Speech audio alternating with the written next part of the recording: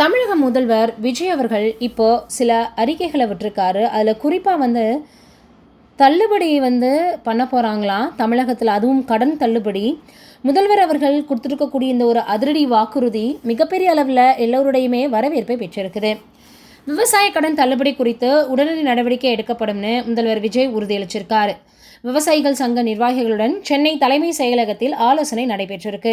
தமிழக விவசாயிகளினுடைய நீண்ட நாள் கோரிக்கையாக இருந்து வரக்கூடிய விவசாய கடன் தள்ளுபடி விவகாரத்தில் விரைவில் நடவடிக்கை எடுக்கப்படும்னு முதல்வர் விஜய் அவர்கள் உறுதியளிச்சிருக்காரு. சென்னை தலைமை செயலகத்தில் நடைபெற்ற முக்கிய ஆலோசனை கூட்டத்தில் தான் இந்த ஒரு அறிவிப்பு வெளியாகியிருக்கு.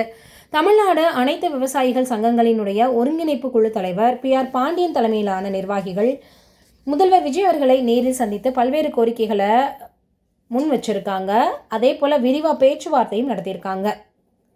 இந்த சந்திப்பின் போது டெல்டா மாவட்ட பாசனத்திற்கான காவிரி நீர் விநியோகத்தை உறுதி செய்யணும் அப்படின்னும், கூட்டுறவு வங்கிகளில் வாங்கியிருக்கக்கூடிய விவசாய கடன்கள் முழுமையாக தள்ளுபடி செய்யப்படணும் அப்படின்னும் வலியுறுத்தப்பட்டிருக்கு. மேலும் விவசாயிகளினுடைய வாழ்வாதாரத்தை பாதிக்கும் பல்வேறு பிரச்சனைகள் குறித்தும் மனு அளிக்கப்பட்டுள்ளதாக தகவல்கள் வெளியாகியிருக்கு. விவசாயிகள் முன்வைத்த கோரிக்கைகளை கவனமாக கேட்டறிந்த முதல்வர் விஜய் அனைத்து நியாயமான கோரிக்கைகளையுமே படிப்படியாக நிறைவேற்ற அரசுக்கு சிறிது கால அவகாசம் தேவைப்படும்னு தெரிவித்ததாக சொல்லப்படுது. அதே நேரத்தில் கடன் தள்ளுபடி விவகாரத்தில் எவ்வித தாமதமும் இன்றி உடனடி நடவடிக்கைகள் எடுக்கப்படும் அப்படின்னும் அவர் உறுதியளிச்சிருக்காராம். முதல்வரினுடைய இந்த அறிவிப்பு தமிழகம் முழுவதும் விவசாயிகள் மத்தியில் வரவேற்பை பெற்றிருக்குது. குறிப்பாக கூட்டுறவு வங்கி கடன் சுமையால் பாதிக்கப்பட்டுள்ள விவசாயிகளுக்கு இந்த புதிய நம்பிக்கையை ஏற்படுத்தியுள்ளதாக விவசாய நிர்வாகிகள் இப்போ சொல்லியிருக்காங்க. எவ்வளோ பெரிய ஒரு விஷயம் பண்ண போகிறாரு முதல்வர் அவர்கள் அப்படின்னு எல்லோருமே மிகப்பெரிய அளவில் ஹாப்பியாக இருக்காங்களாம்.